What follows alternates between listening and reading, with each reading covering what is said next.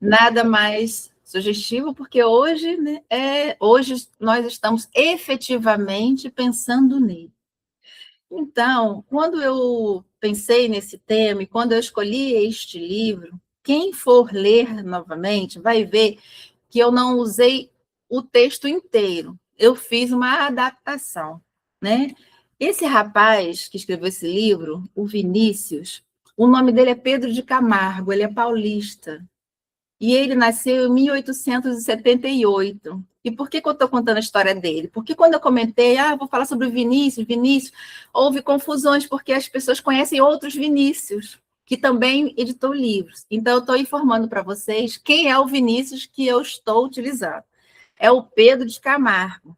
Ele é de maio de 1878, foi um grande estudioso espírita, um grande educador, trabalhou ativamente na doutrina, e ele ajudou no Pacto Áureo de 1949.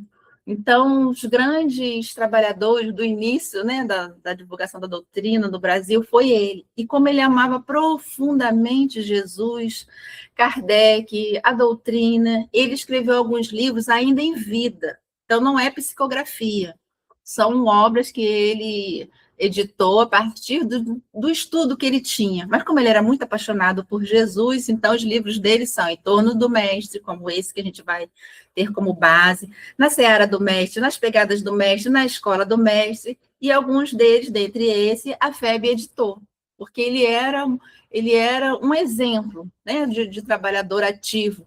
E ele desencarnou com 88 anos, em 1966. Então, ele trabalhou ativamente por mais de 50 anos na vida dele.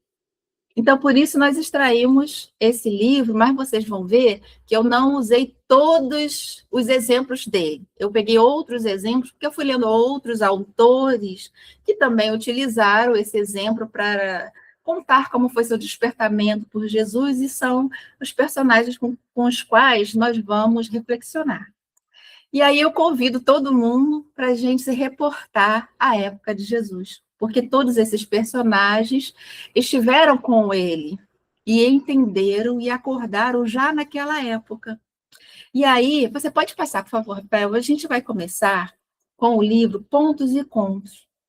Lá, Humberto de Campos vai fazer uma introdução lindíssima sobre o Natal, simbólico. A gente só extraiu 2 parágrafos, porque ele vai simbólico, porque ele vai contar sobre os animais e vai dizer qual é a simbologia, os pastores, qual é a simbologia. Então, ele vai contar tudo o que representava aquela cena e vai fazer a comparativa com a nossa vida. E quem faz essa apresentação, a palestra, que um espírito protetor vai numa reunião e conta para eles essa história do Natal simbólico. E a gente só puxamos 2 parágrafos. Quando ele fala, né, que cada espírito, perdão, é um mundo, ainda estou no ponto. Cada espírito é um mundo onde o Cristo vai nascer. E aí ele faz uma comparação da gente com a natureza. Porque o que é a lei divina? É a lei natural, é a lei da natureza. Então ele vai comparando a gente. Então ele fala que for uma loucura esperar a reforma do mundo sem que o homem esteja reformado. E que nós jamais vamos conhecer povos cristãos sem edificarmos uma alma cristã. E eis porque o Natal do Senhor se reveste de uma profunda importância para cada um de nós em particular. E aí ele vai contando que nós temos conosco oceanos de bênçãos divinas, maravilhosos continentes de possibilidade, florestas de sentimentos para educar, desertos de ignorância por corrigir, inúmeras tribos de pensamentos que nos povoam a infinita extensão do mundo interior. Temos a extensão do mundo dentro de nós, e de quando em quando essas tempestades renovadoras varrem o nosso íntimo, e furacões implacáveis atingem os nossos ídolos mentirosos. E aí, no entorno do mestre, o Vinícius faz esse complemento, porque o Pedro de Camargo ele não gostava desse nome, então ele se autodenominou Vinícius. Por isso a gente chama ele de Vinícius, Vinícius e Vinícius, porque ele gostava desse nome. E aí o Vinícius vai falar com a gente que ainda hoje quando Cristo bate as nossas portas, os nossos corações se encontram lotados, estão cheios de interesses pessoais, pelo egoísmo, pelo orgulho, pelas conquistas materiais, então não tem espaço para Jesus entrar. Então, se a gente perguntar sinceramente se o Cristo nasceu em nós, talvez percebamos que a gente não permitiu o nascimento dele ainda. Então, vale a pena a gente fazer essas perguntas, que é o nosso estudo de hoje. O Cristo nasceu em nós? Quando foi que isso aconteceu? Aonde foi que isso aconteceu? E aí vai existir uma relação entre o Natal de Jesus e a nossa vida com o momento atual, que é onde nós vamos analisar onde cada um descobriu Jesus. E aí ele vai fazer a pergunta, será que a gente consegue entender e vivenciar essa boa nova? E aí você pode passar. E aí nós começamos com as perguntas que o Vinícius vai fazer a uns personagens. E a gente vai começar com a Madalena.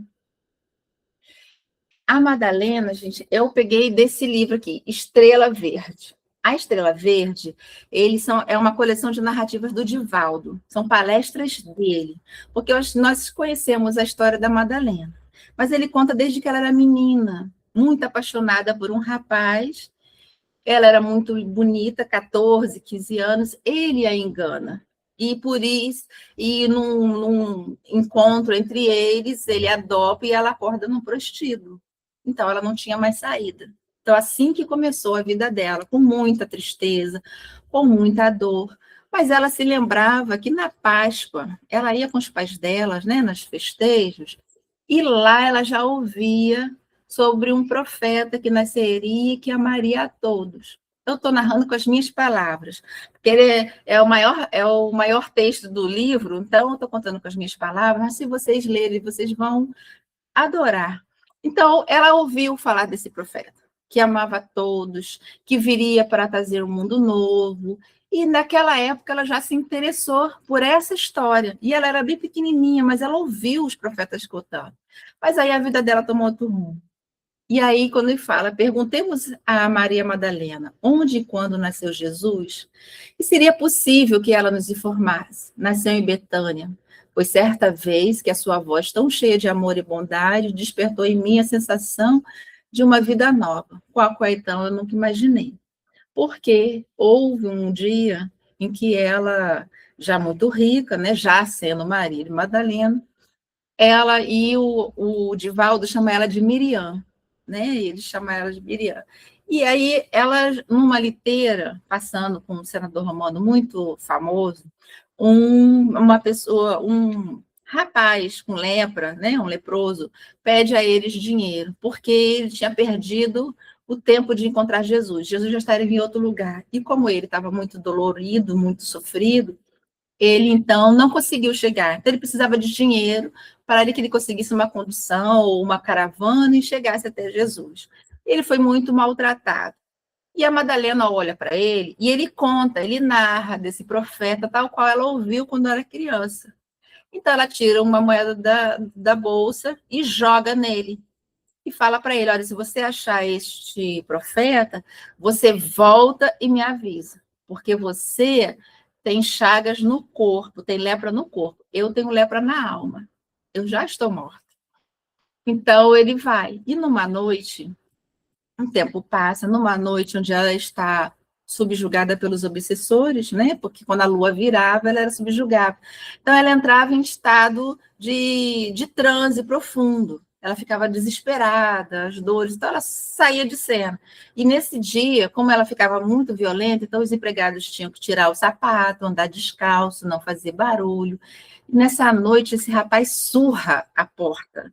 Isso faz um barulho horrível. E os empregados em pânico, falam que não vão abrir, que ela, nesta noite, ela já tinha dispensado figuras ilustres, que ela não receberia ninguém, porque todo mundo sabia que nessa época ela estava tomada pelos demônios. E ele fala que não interessa, que eles tinham combinado e que ele deu a palavra dele e que ele ia levar ela aquela noite, porque ele estava em outra cidade, tinha que atravessar o Rio Jordão, e ele só estaria ali aquela noite, ele ia embora. Então, os empregados apavorados não chamam ela, e ele surra tanto, faz tanto escândalo, e ele consegue uma força absurda que ele arromba o portão.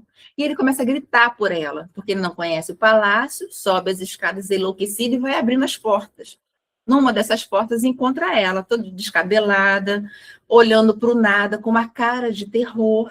E ele começa a falar de Jesus para ela e sacudir. O falar de Jesus e sacudi-la faz com que ela vá saindo daquele transe que ninguém conseguia tirar. E ele fala: Senhora, eu voltei porque eu tenho que levar a senhora até Jesus. E como ele falava de Jesus muitas vezes, ela sai do transe. E ela sai meio tordoada e fala que não lembra dele, que não conhece ele. E ele fala para ela que ele tinha dado a moeda para ele, que combinaram dele voltar. Então ele estava voltando, porque o Rabi estava ali. E ela fala que ela não vai, porque ela tinha a lepra da alma. Ele falou assim: não, mas ele cura justamente a lepra da alma, não é só do corpo. E começa a contar todas as maravilhas de Jesus. E aí ela começa a ficar balançada. E eles demoram muito, já vai convencê-la de madrugada, quando ela aceita botar um capuz e vai no bar. E ela vai muito angustiada. Será que ele vai me receber? Será que ele vai me querer? Olha quem eu sou, todo mundo me conhece. Mas o rapaz não desiste dela. E quando eles chegam na casa, atravessa o rio, ela chega muito... Mas ela já está na porta mesmo, então ela abre a porta e Jesus está lá dentro, né, com os discípulos. Jesus vira para ela e fala assim: Maria. Ela toma um susto. O senhor me conhece? E aí ele vai falar para ela: eu conheço as minhas ovelhas todas, uma a uma, e não te surpreenda, pois, de dizer-te Maria. E aí ela chama ele de Rabone. Então, você sabe quem eu sou. E ele fala: não me interessa quem você é.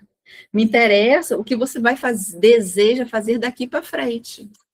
E aí ela começa a chorar para ele, dizendo que ela não tinha norte, que ela estava morta. E ele fala que ela não estava, que ela poderia amar. E ela disse que ela não conhecia o amor. Então, que ela amaria ele. Ele disse: agora eu não quero seu amor, mas eu vou vir buscá-la no futuro. Agora você vai amar os seus filhos. E ela fala que ela não pode ter filhos. E ele manda que ela ame os filhos do mundo. E aí ele conversa com ela, mostra ela ao longe uma cabaninha no charco, toda destruída, mas tem uma flor nascendo lá. E ela é aquela flor. Ali, ela volta totalmente transformada. Ela se lembra daquela história que ela conheceu como infância. Ele fala que a ama e que vai esperar por ela e que estaria sempre com ela. Então, ali, Jesus nasceu para ela, porque ela já volta outra mulher, ela já doa todos os bens que ela tem, e ali ela segue Jesus. E ali a gente conhece toda a história dela daqui para frente. E vocês vão tiver a oportunidade de conhecer esse livro, vocês vão ler. Eu estou contando com as minhas palavras de forma reduzida, mas a história é linda, porque o diálogo entre ela e Jesus é maior, enquanto as pessoas ficam escandalizadas. E como assim Madalena na casa deles? E Jesus a acolhe com todo amor e carinho. E aí a gente continua, a gente passa. Pode passar, Rafael. Então, a gente faz a pergunta, então, para Pedro. Quando se deu o nascimento de Jesus e ele talvez se pronunciasse? Jesus nasceu no átrio do Pátio de Pilatos, no momento em que o galo, cantando pela terceira vez, no momento em que eu o havia negado. Foi nesse instante que acordou a minha consciência para a verdadeira vida. E aí, essa história de Pedro, a gente vai pegar ele do livro Primícias do Reino. Existem o Boa Nova e outros, Quando Voltar a Primavera, que no Quando Voltar a Primavera, Pedro, no capítulo Lição Difícil, ele vai conversando com Jesus sobre as dificuldades do mundo e sobre a maldade do mundo. E naquela conversa, Jesus vai explicar para ele que os homens são mais fracos do que maus. E na última ceia, Jesus vai falar que alguém vai trair. Jesus vai deixar claro que João não ia morrer como eles. Jesus só dá um monte de sinais e Pedro se revolta terrivelmente. De jeito nenhum. Eu te amo profundamente, eu daria minha vida por Senhor, porque eles começam a perguntar, né? Quem é que vai trair Jesus? Mas Jesus fica quieto e assim passa. E aí, no Primícias do Reino, o livro começa já no terceiro dia, depois que Jesus foi crucificado, Jesus fica ainda 40 dias com eles. Eles estão pescando à noite e voltam já de manhã, já está anoitecendo, e eles não encontram peixe nenhum. E aí um homem lá na praia fala, olha, gente, tem peixe ali do lado, vão para lá. E aí eles vão. Mas quando eles prestam atenção, era Jesus que estava mandando eles ir. Então eles vão super rápido, pescam os peixes, viram os barcos, e como eles estão com roupa de banho, né? Então a Bíblia se reporta que ele estava nu, que ele veste a roupa, entra no barco e corre, porque Jesus já estava assando alguns peixes para ele. E aí Jesus pega na conversa à noite, fala para eles assim: Simão, filho de Jona, ama-me mais do que estes, né? Do que todo mundo. E aí ele ora, sim, Senhor, tu sabes que eu te amo. E Jesus fala para ele, então apacenta as minhas ovelhas. E aí a conversa continua. Depois ele fala novamente, vai perguntar para ele, como é que eu vou poder apacentar suas ovelhas, Senhor? E Jesus fala, Simão, filho de Jona, amas-me? E aí Pedro fica arrasado com essa segunda pergunta. E Pedro responde, sim, Senhor, tu sabes que te amo. E Jesus fala, apacenta as minhas ovelhas. E na terceira vez, o Jesus fala, Simão, filho de Jonas, tu me amas? Aí Pedro começa a chorar. Senhor, tu sabes tudo, não pode dominar as lágrimas espontâneas e fala, eu te amo, eu dei a minha vida, por ti eu darei tudo, e você sabe. Então Jesus fala, apacenta as minhas ovelhas. E aí ele fala, por que foi que Jesus perguntou para ele 3 vezes? Então ele se recorda. Porque depois que Jesus foi crucificado, não é que eles não entenderam de dar continuidade, mas Jesus precisou ficar com eles um tempo, porque eles entraram num momento de angústia. Jesus tinha ido embora. Então, quem agora vai nos conduzir, nos guiar? Então, houve aquele momento de tristeza. E eles ficaram mais ou menos no Pentecostes, né? Que eles se reergueram. Mas Jesus precisou ainda. E não foi que Jesus não tivesse nascido para eles, mas eles ainda não tinham essa fé. Então, quando Jesus faz essa pergunta, aí que Pedro vai entender o que ele quer, mas aí Pedro se lembra que quando eles já estavam conversando, que Pedro estava blasfemando, falando que não ia entregá-lo, e Jesus fala, antes que o galo cante, você vai me negar 3 vezes. E ele não entende aqui, ele ficou naquela época profundamente magoado. E aí ele vai se lembrar, e nós vamos perceber que todos os discípulos foram na crucificação, escondidos. Nas passagens do Evangelho, eles não se encontraram lá, mas eles estavam escondidos. O único que mostrou o rosto foi João, mas os outros estavam chorando, e Pedro era um que estava disfarçado, chorando, vendo se ele identificava alguém, mas estava todo mundo escondido, então ele identificou. E uma pessoa chegou para ele, não és também o discípulo deste homem? E ele falou assim, não. Ele deu um grito, falou, de jeito nenhum. E aí, quando ele dá esse grito, a Amélia Rodrigues vai falar para a gente que ele sentiu um peso, uma dor no coração, que ele ficou tão decepcionado com ele, como que ele teve a coragem de negar Jesus. E aí ele começa a andar sem rumo, porque aquilo pesou na consciência dele imediatamente.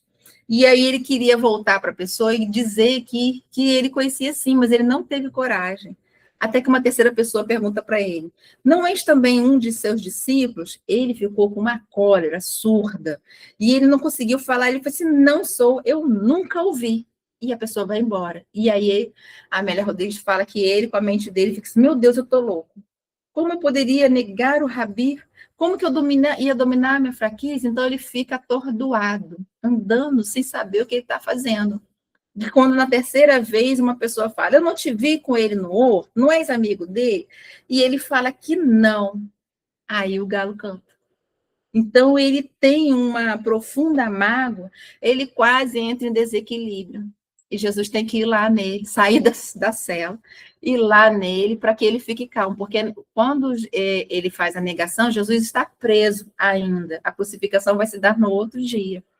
E aí ele se lembra desta conversa. E aí essa conversa a gente vai ver lá no Premissas do Reino. Pedro, os homens são mais fracos do que mal, porque ele se sentia uma pessoa má. Como assim que ele amava Jesus? Então ali ele entendeu. Ali ele entendeu tudo que ele precisava saber para acolher o próximo, porque ele era muito enérgico, ele era muito legalista. Então ele não conseguia ver a lei com amor, que Jesus sempre falava para ele. E justamente ele que ia apacentar as ovelhas. Então ali ele entendeu. Ali Jesus nasceu para ele. Por isso que a gente tem essa observação que Pedro nasceu naquele dia. Para quando Jesus pedisse para que ele comandasse, né, as ovelhas, que ele tomasse a frente, ele sabia por quê. Que ele se reporta o tempo todo a isso. E a gente vai ver nas passagens de Pedro, toda vez que alguém quer ser duro, ele lembra desse dia que ele negou Jesus, para poder acolher o outro na fraqueza dele, não na maldade. Pode passar. E aí a gente vai para Paulo de Tarso. O Paulo, a gente conhece ele do livro Paulo e Estevão.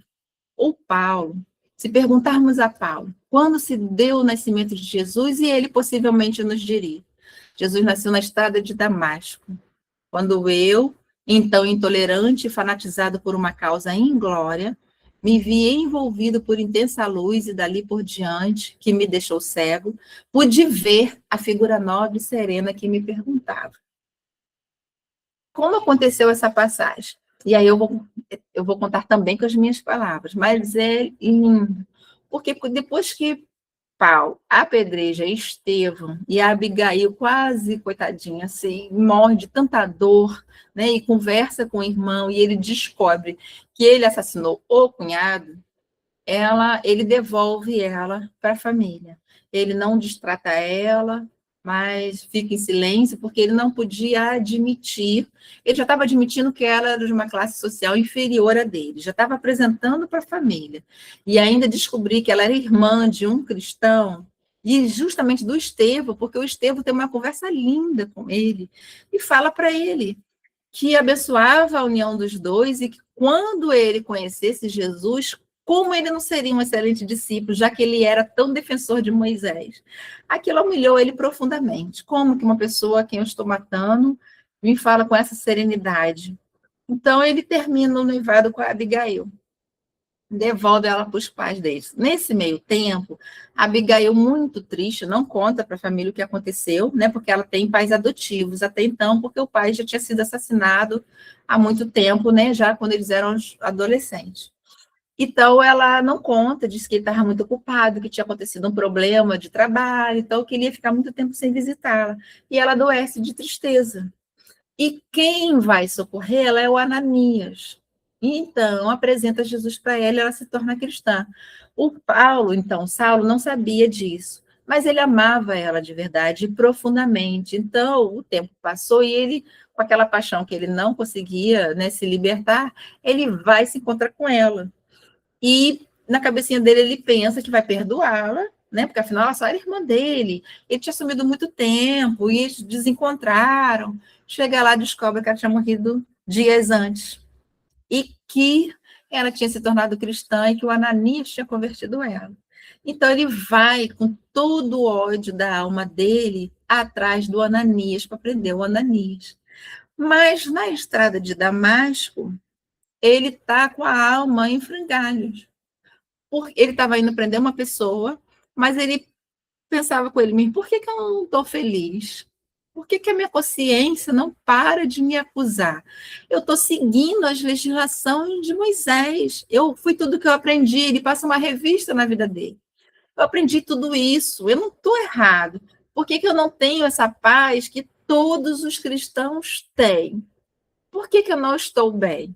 Então, o que ele fez? Ele abriu espaço na alma dele para Jesus entrar. E não teve outra coisa do que Jesus aparecer para ele e pergunta para ele: Saulo, Saulo, por que me persegues? E aí, nessa cegueira, né, ele vira para Jesus. Aí você pode passar outro slide, Rafael. E aí, quando ele responde para Jesus: Senhor, o que queres que eu faça? Porque ali aquela paz o invadiu. Ali ele entendeu o que todos os cristãos sentiam. E ali ele virou vetor. Ele já sai cego dali, vai para a estalagem.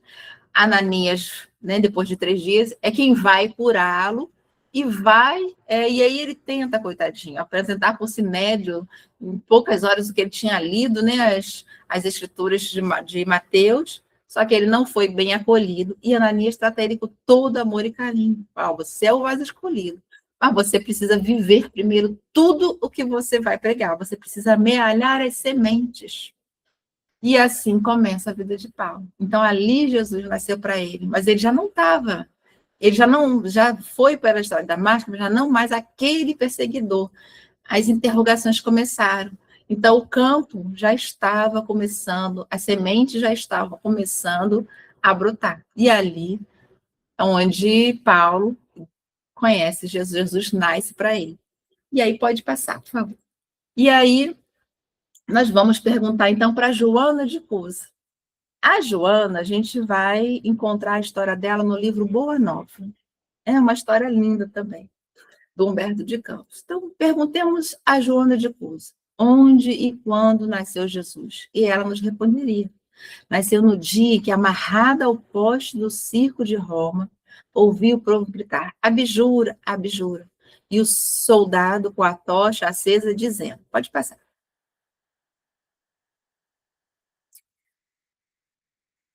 O teu Cristo soube apenas ensinar-te a morrer? Foi neste instante que, sentindo o fogo subir pelo meu corpo, com toda certeza e sinceridade, dizer, não, não apenas a morrer, mas também a vos amar. A Joana era a esposa de Cusa, né, um grande trabalhador dos romanos, e ela já tinha ouvido falar de Jesus. Ela começou a seguir os ensinamentos de Jesus e contar para o marido, mas o marido não aceitava ela, ele não queria entender. Então ela foi conversar com Jesus um dia e pedir para ele para se separar dele e seguir Jesus.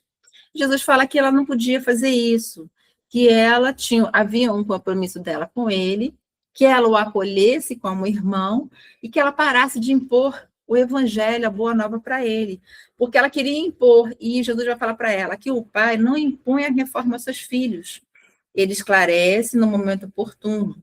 Joana, o apostolado do evangelho é de colaboração com o céu nos grandes princípios da redenção. Ser fiel a Deus, amando o teu companheiro do mundo como se fora teu filho.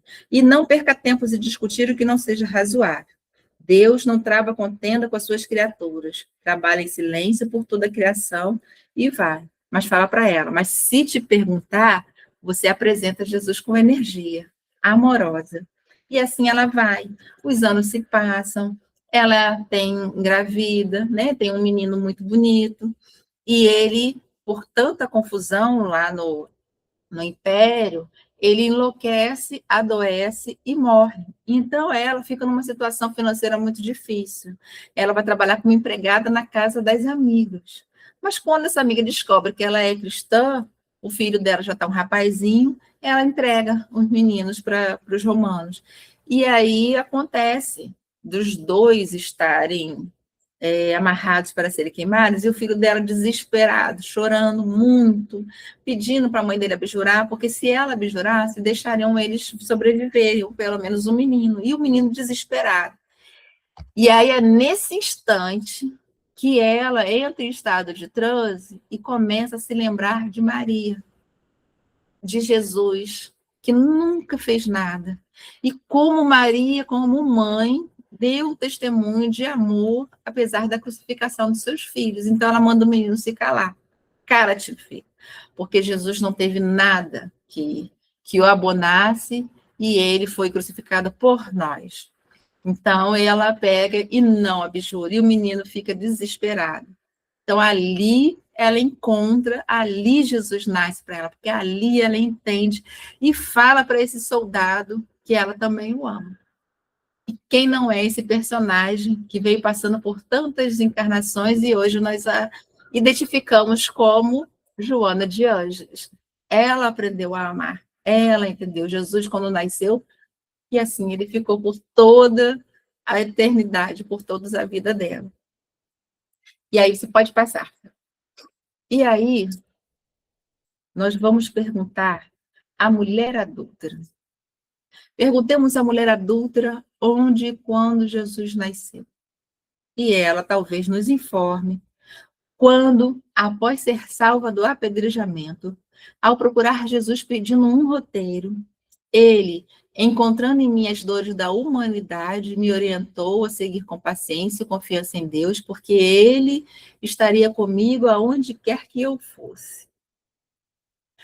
Ela, no momento do apedrejamento, né, quando Jesus, tirando daquela turba todo aquele ódio, todo aquele pensamento, né, de adultério, de matá-la, né, apedrejada, Jesus pergunta, fala para eles que não tiver pecado, então que atire a primeira pedra. Porque Jesus não acolheu o erro. Em nenhum momento Jesus acolhe o erro. Mas Jesus acolheu o doente. Então, Jesus entendia que ela não tinha traído sozinha. Cadê o homem que traiu junto com ela? Se ela traiu, adulterou com alguém, e cadê o adúltero? Não estava lá. Então, quando Jesus faz a pergunta para ela, ninguém te condenou, e ela falou assim, não, eu também não te condeno. Vai em paz e não peques mais, para que algo pior não te aconteça. E ela vai. Só que quando chega de noite, que já estão todos reunidos na casa de Pedro, ela bate na porta, arrasada, porque ela passou o dia em reflexão, sem saber o que fazer da vida dela. Ela já era conhecida lá, então como é que ela ia fazer? Então ela pede socorro para Jesus e fala para ele o que vai ser da vida dela agora, que agora ela estava acabada, né? E como que ela ia fazer? E Jesus vai falar para ela para ter paciência e confiança em Deus. Que naquele momento não era para ela ficar ali com ele, porque ela pede para ficar lá. E ele fala que não, que ela tinha que viver, e que ela tinha que seguir, e que ela tinha que ir, né? Porque tudo daria certo. Então ela se enche, ela chega lá destruída, ela chega lá muito acabada, assim, sem norte. Ali ela se enche de uma confiança tão grande, agradece a Jesus e vai. E aí conta o livro que nós vamos ter notícias dela lá no livro Pelos Caminhos de Jesus. Esses livros que eu tenho citado são todos da Amélia. Nós vamos ter notícia dela 10 anos depois, na cidade de Tiro, numa casinha humilde, mas rica de amor. Uma senhora traída pelo trabalho, né, mas denuncia-se muito bonita, altamente respeitável, recolhe pessoas doentes, abandonadas, que não tinham para onde ir. Ela era muito querida nessa cidade. Alguém traz um homem já em estado terminal, coberto de chagas, e fala para ela, né, que eles falam para ela que ele não tem mais para onde ir, que ele já está para morrer, e ela o acolhe, limpa as feridas dele e começa a falar de Jesus para ele. E aí ele, já quase sem voz, muito triste, pergunta: você conheceu esse Jesus? Esse Jesus que você está falando é o Nazareno? Ela: sim, é ele mesmo, é o mestre que morreu por nós. E aí pergunta: você o conheceu? E ela fala: eu conheci, e ele me salvou. E aí ele fala assim: eu também tive a honra de conhecer, mas não o compreendi. Não compreendi e destruí a vida da minha mulher.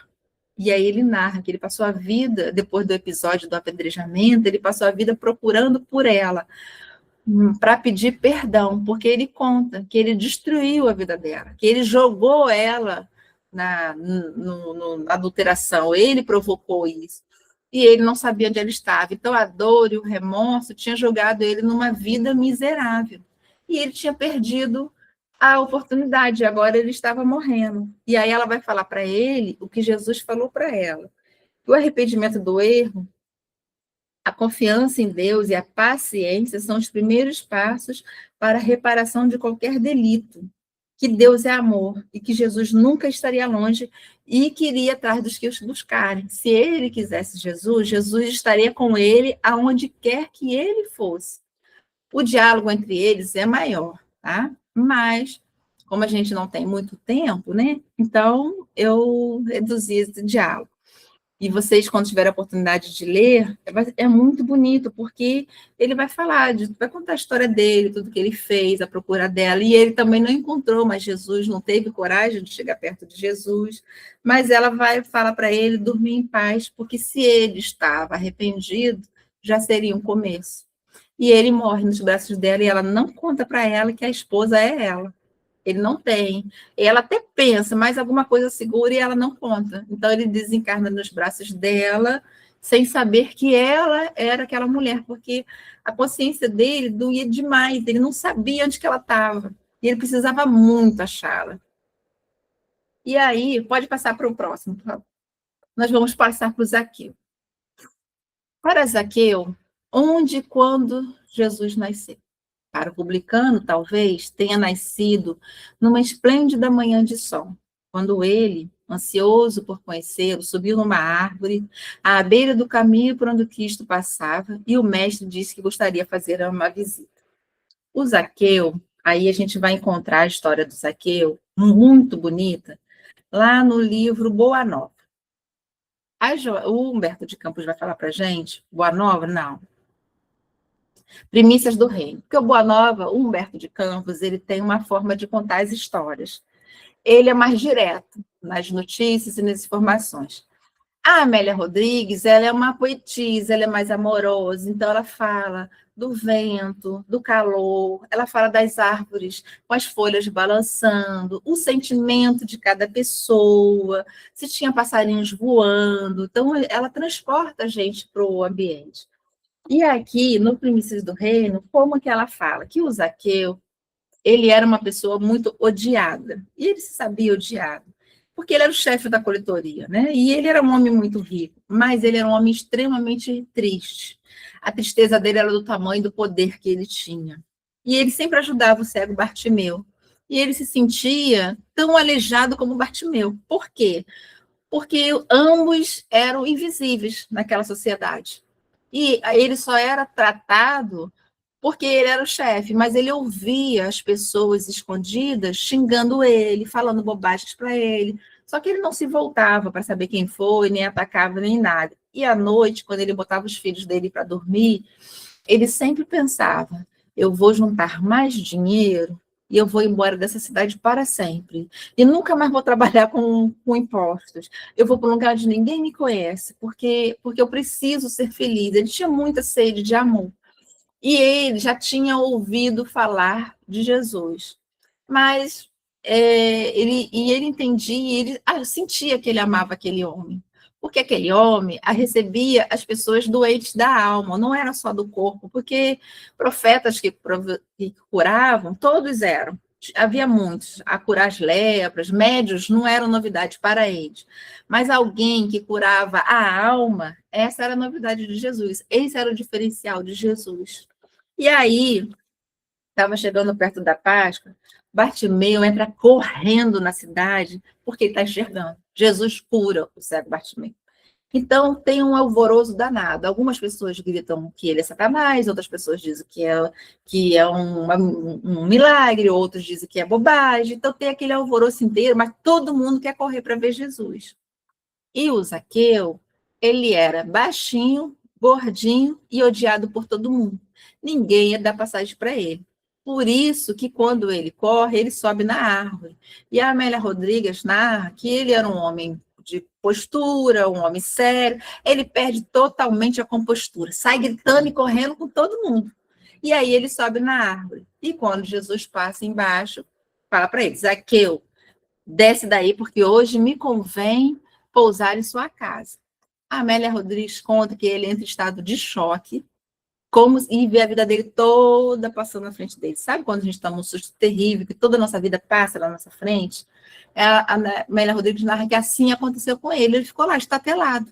O coração dele quase parou de bater. E Jesus tem que repetir pela segunda vez: Aqui, eu desce daí, que hoje à noite me convém ficar na sua casa. É quando ele acorda, muito feliz, corre para casa, conta para a esposa dele.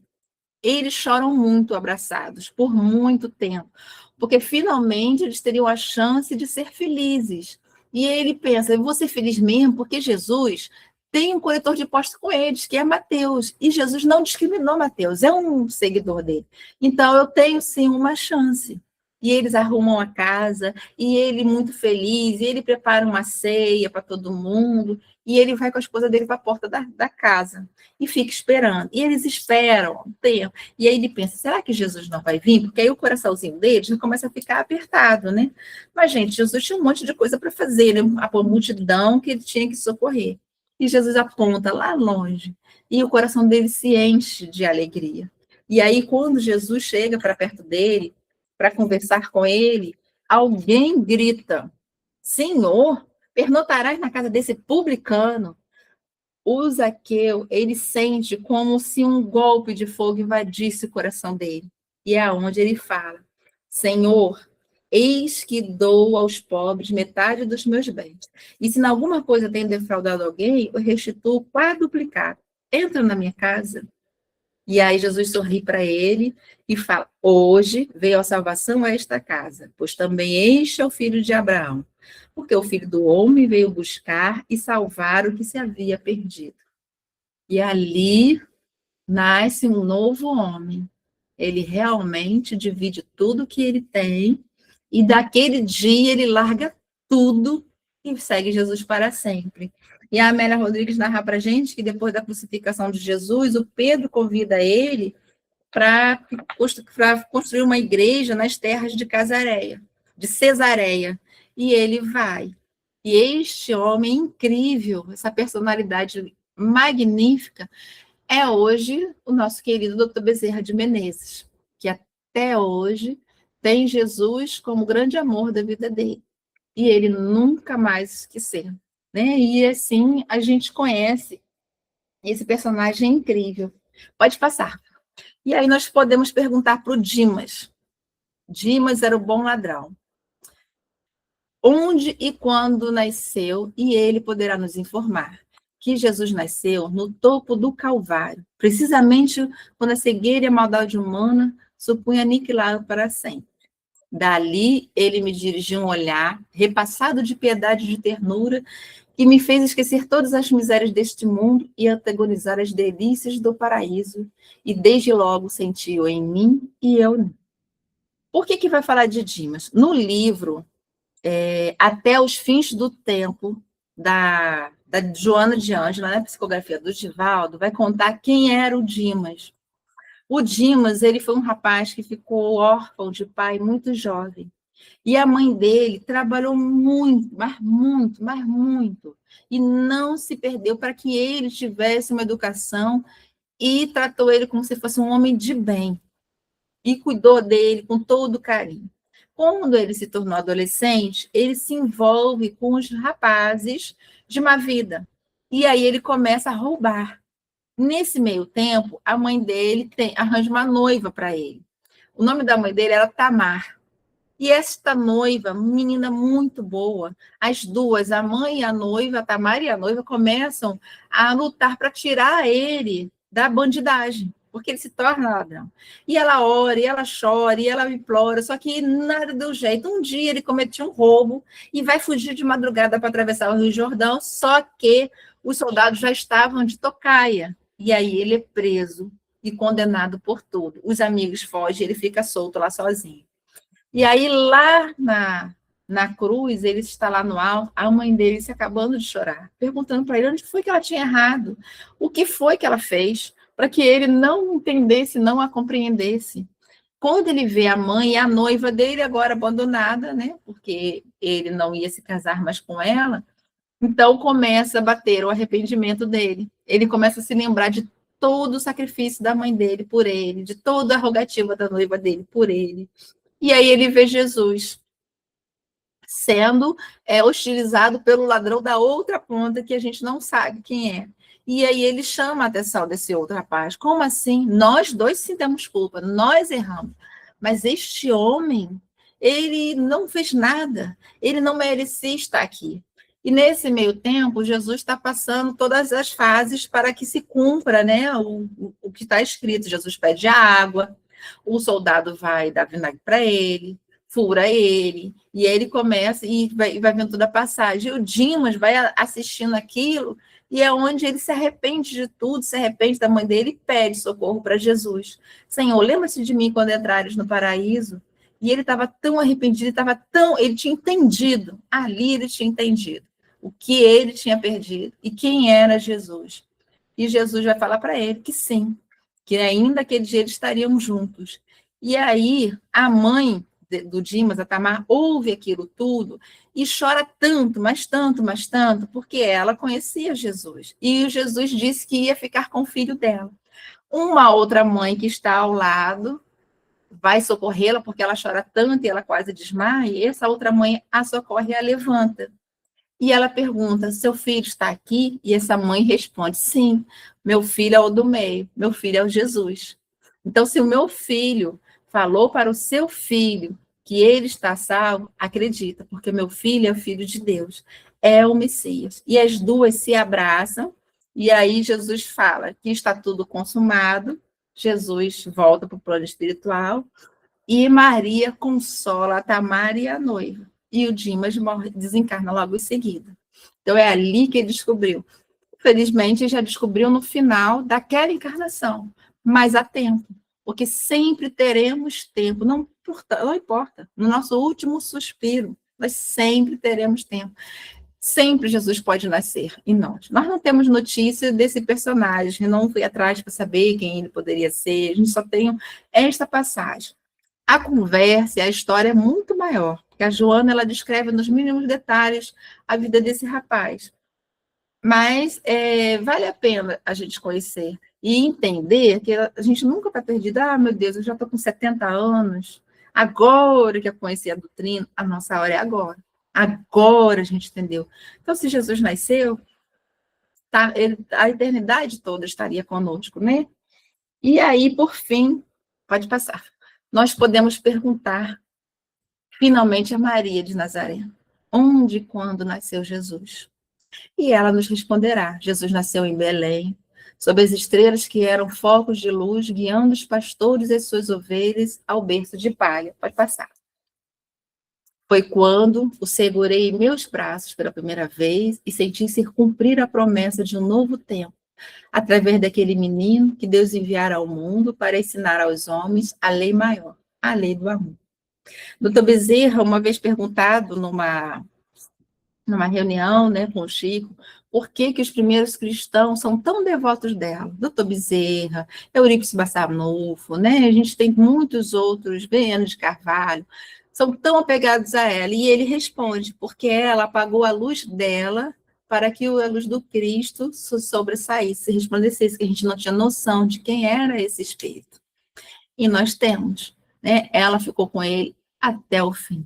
E ela demonstrou isso todos os tempos. E mesmo quando ela soube da crucificação de Jesus, mesmo assim ela continuou com ele, apesar de todas as orações, e aí a gente vai conhecer a história dela depois da crucificação no livro Boa Nova, né? Onde ela, mesmo orando, mesmo pedindo, ela entendeu que Jesus precisava passar por tudo aquilo. E ela amou, e ela socorreu não só a Tamar, mas ela socorreu outras mães que lá estavam com seus filhos. E ela foi buscar Judas. Então, esse é um espírito muito grandioso, que entendeu desde o início. E aí pode passar chegando ao final, nosso último slide, e aí a gente volta para a gente, essa pergunta. Podemos perguntar a cada um de nós, quando e onde foi que Jesus nasceu? Foi naquele momento de grande dor, que nos sentimos tão sozinhos e ao mesmo tempo tão aparados? Porque todos nós temos uma história.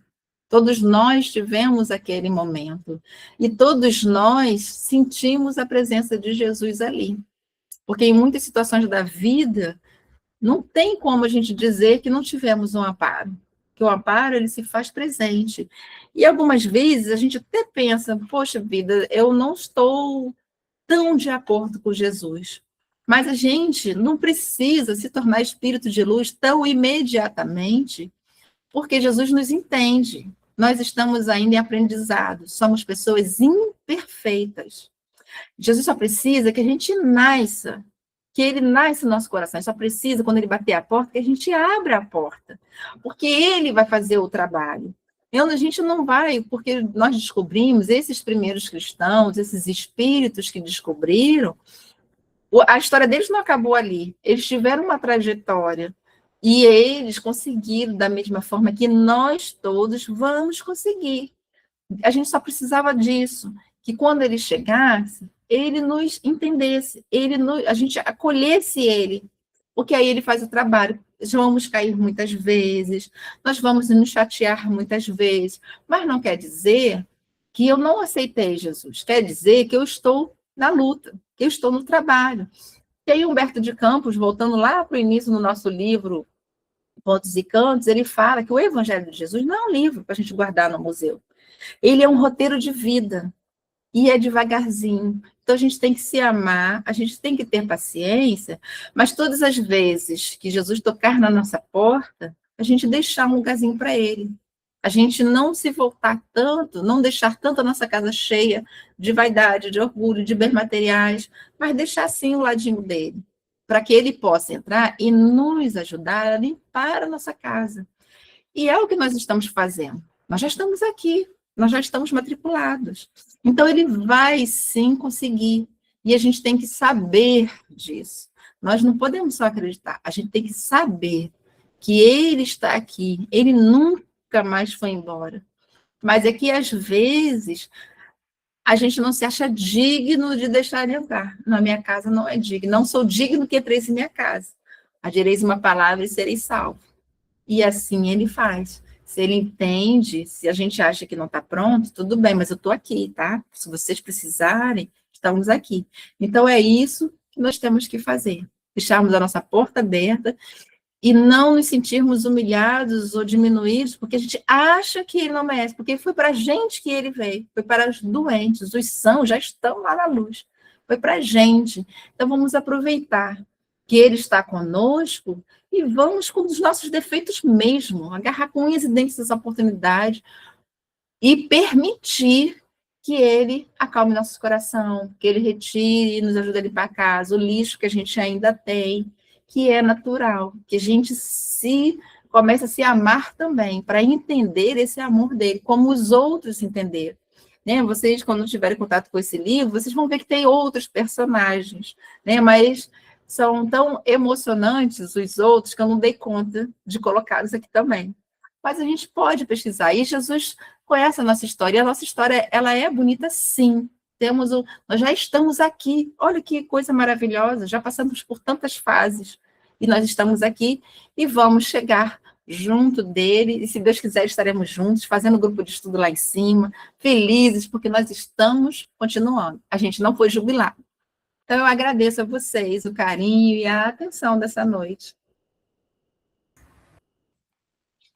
Nós que agradecemos, Renata. Espero que a gente consiga realmente encontrar com Jesus e sentir Jesus, porque muitas vezes a gente até encontra, né? Mas não permanece. A gente não só nega, a gente se esconde mesmo. É bem então, assim. É. Ou então, e a gente ainda cria uma série de desculpas, né? Nos ocupamos de tantas coisas e que nesse Natal, né, nesse dia de hoje, a gente tome esse estudo que foi muito importante para todos nós e provavelmente para muitos que estão ouvindo também no plano invisível para nós, que a gente tome isso como uma reflexão que nos acompanhe durante todos esses dias, né? Para que a gente pense, será que eu estou deixando Jesus nascer? Ou eu já estou crucificando antes dele chegar no meu coração? Né? Muito obrigada, que Jesus te envolva, te ilumine sempre, para que você possa continuar vindo aqui muitas vezes. E queria te convidar para você ficar, para que a gente possa, nesse momento agora, que vamos entrar na segunda parte, irradiar para tantos que estão sofrendo, tantos que nesse dia de hoje pensaram que estavam sozinhos, porque não entenderam que Jesus estava ali. Né? Quantos que estão enfermos e não entenderam que Jesus estava do lado da cama deles, senão Jesus, Maria. Quantos desistiram de continuar a luta da vida, né? Porque esqueceram que a gente tem um compromisso de apacentar as ovelhas, né? E aí nós vamos passando então para a nossa segunda parte. Eu quero, antes da gente passar para a segunda parte, pedir a vocês que olhem lá, que a gente colocou uma enquete para ver sobre o dia 1º, quem vai poder estar conosco. Não sei se o Rafael vai poder abrir a reunião. Vai, que coisa boa. Então, quem sabe a gente faz um coral no dia 1º, para que cada um possa cantar um pouquinho, dizer algumas palavras, ou trazer uma mensagem. Mas precisamos saber quem vai estar.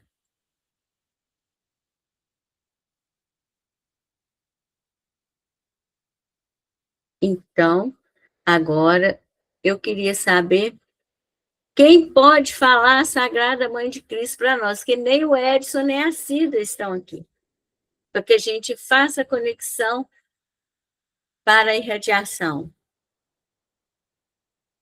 Quer que eu faça, Célia? Quero, por favor. Sagrada Mãe de Cristo, Mãe sagrada dos réus, dos cativos e dos moribundos, sois por prestígio de maior nomeada a genetriz das eras e dos mundos. Virgem que repassai vossas jornadas de olhares tão queixosos e tão fecundos, que assiste aos justos e aos desvelados, nas horas, nos minutos e nos segundos. Mãe de todas as mães, Nossa Senhora, dada que a fé é a essência de nossos dias, vibre por nós como um clarão de aurora. Mãe de paz, Mãe de amor, Mãe de misericórdia. Tendes por nós transvios e heresias misericórdia. Nós te pedimos e te imploramos, para que interceda junto ao seu dileto Filho Jesus por nós, para que possa ser derramado seu manto sacrossanto sobre nossas cabeças, frutos de paz, de amor e de progresso espiritual. Que assim seja. Maria, doce mãe,